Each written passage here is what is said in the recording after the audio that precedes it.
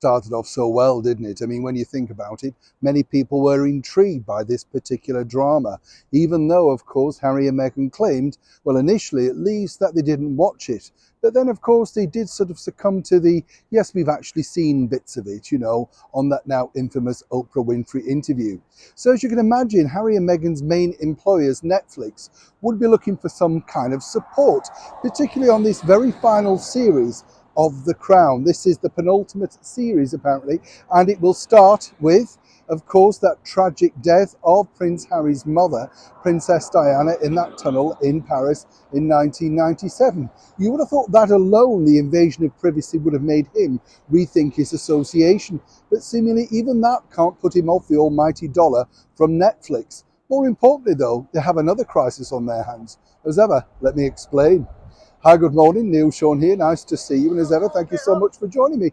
Nice to have your company. Now, what I do like about certain, and I'm sure we'll all agree on this, the very first early episodes of The Crown were in fact quite fun. I mean, we didn't know the true history, neither did The Crown. They were very stretchy with the truth. And as I said, I was lucky enough to meet the main two characters at the very start. They got no idea exactly how it was going to be portrayed.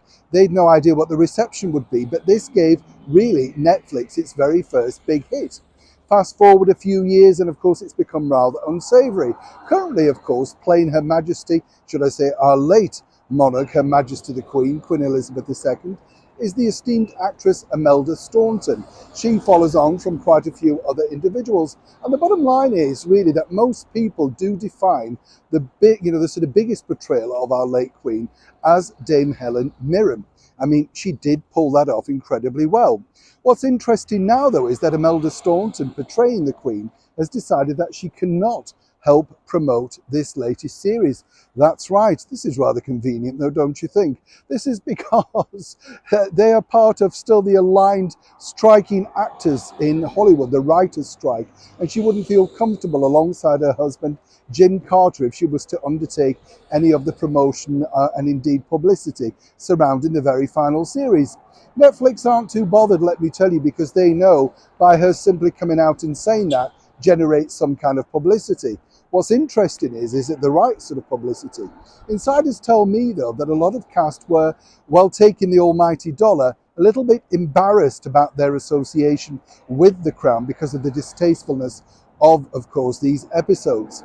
It culminates in the marriage of Camilla and King Charles. And what's interesting here is even that will be portrayed, many suggest, in a rather negative light. What I find strange about it is this.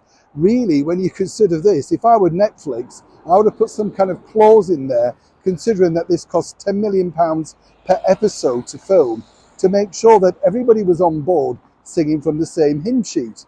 What I can tell you also is Netflix very generously give advance copies of all episodes to Harry and Meghan, should they at least want to comment or indeed suggest some other alterations.